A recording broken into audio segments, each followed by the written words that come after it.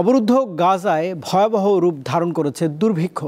2 দিনে না খেয়ে প্রাণ গেছে শিশুসহ অন্তত 14 জনের। এছাড়াও গত 24 ঘন্টাতে হামলা চালিয়ে 36 নিরীহ ফিলিস্তিনিকে হত্যা করেছে ইসরায়েলি দখলদার সেনারা, যার মধ্যে 19 জন ছিল ত্রাণ প্রত্যাশী।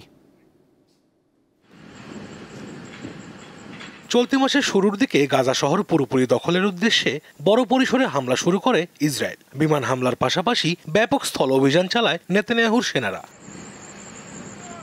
ফিলিস্তিনের সিভিল ডিফেন্স জানিয়েছে, গেল 28 দিনে ইসরায়েলি হামলায় গাজা শহরের অন্তত 1500 ঘরবাড়ি ধ্বংস হয়েছে। শহরটির দক্ষিণাংশে এখন আর কোনো ভবন অক্ষত নেই। এ অবস্থায় গাজা ছেড়ে পালিয়ে যাচ্ছে হাজার হাজার মানুষ।